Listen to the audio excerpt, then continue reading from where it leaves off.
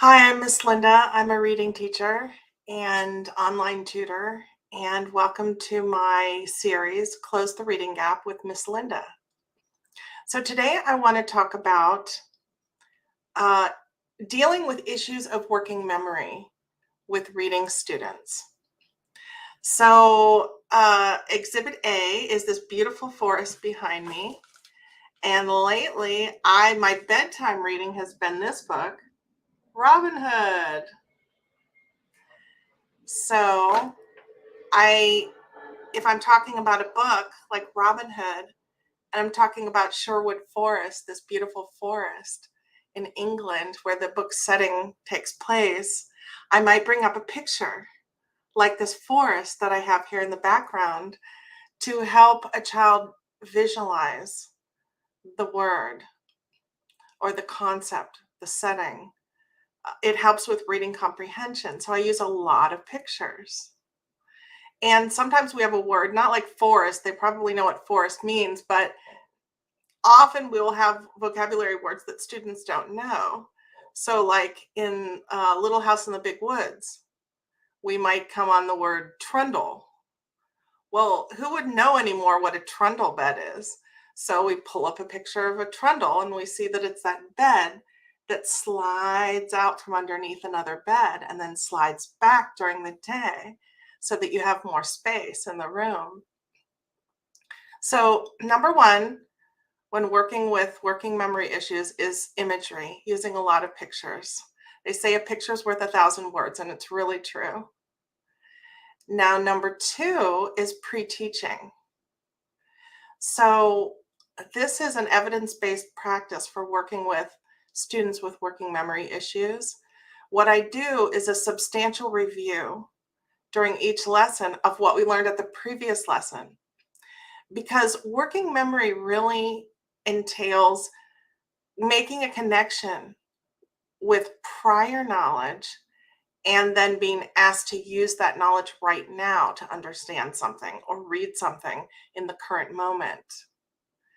So in order to activate those connections, those brain pathways, we need to go back a little in time to what we learned before, review it, and then connect it to what the new information is that we're going to learn today in the lesson. And I've noticed that when I do this substantial review, so rereading passages that we read during the last lesson, or rereading a list of vocabulary words that we learned last week, the students can connect better with the previous material. They also gain confidence because they've seen it before. Now they're a little better at it. And it's really a big boost for them. But it also, most importantly, just wears those memory groove pathways in the brain down even deeper. So we have lots of pictures, we have pre-teaching, and then the third thing I want to bring about working with students with working memory issues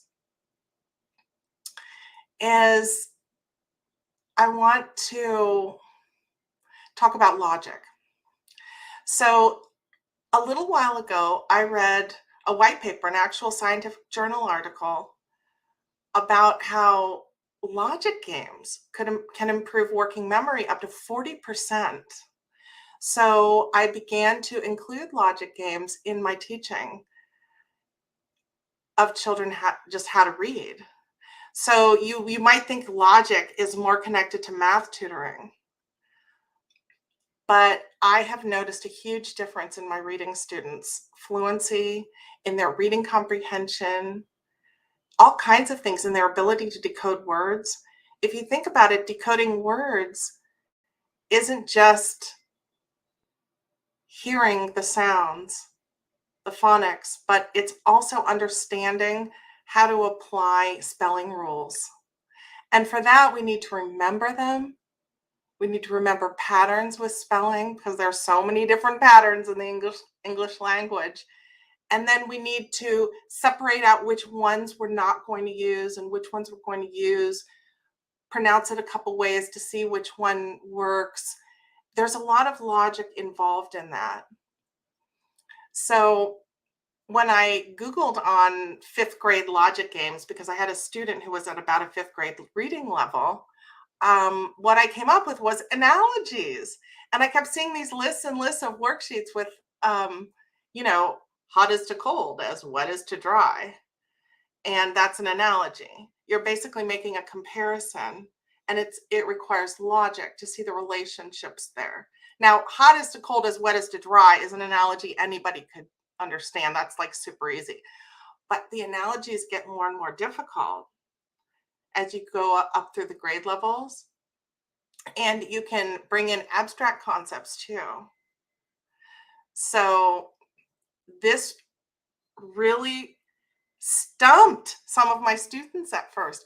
It's very obvious that students with working memory often have no training in logic, in bridging that little invisible gap between what we know or prior knowledge and what we're trying to figure out or what we don't know. So it's been great practice for them, really seeing a difference in their reading fluency. And so that's all I have for today. Pictures, pre-teaching, and logic games for increasing working memory. See you next time.